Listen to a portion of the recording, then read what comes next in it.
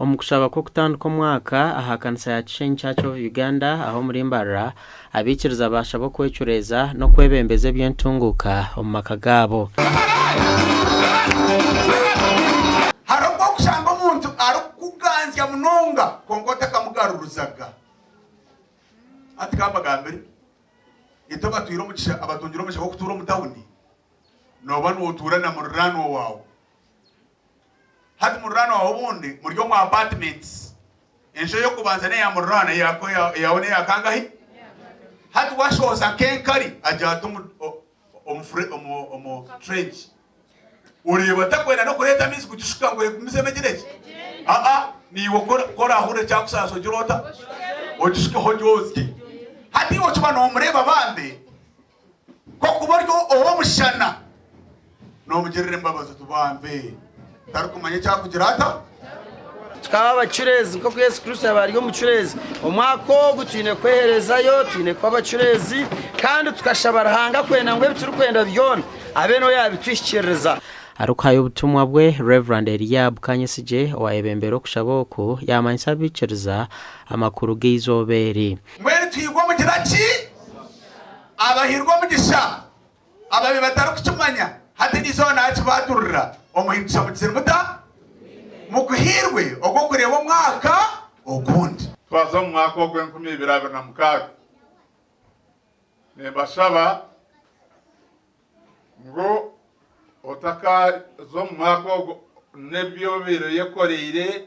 ebikoremerire otabandize kubupema omugandi abikiriza bashabo koresa kurunje mpuruzana ninga senses kibahwere obutarabansobwamu byagambwa Father Karugaba Serverino arukushomesa misa yo kwakira omwaka aha parish ya Machiro omutanu kanso ya Kanungu omuri Kanungu district.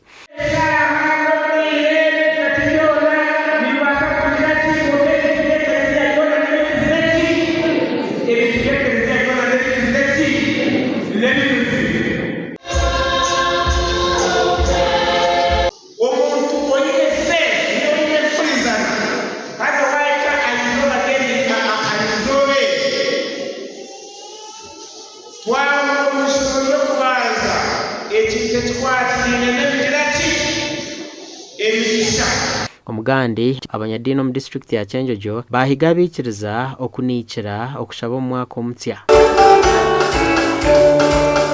Beginning the new year with prayer, entrusting ourselves to Almighty God, the source of all things, the giver of life, because we do not know what will take place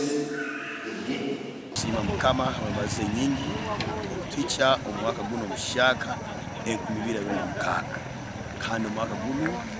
kama turora ngo kama kabane gicara mushana ngambira ngo bana bisaleri bagendera mu biragiro gume bembeze sanduku y'ikiragano agiyeho umwanya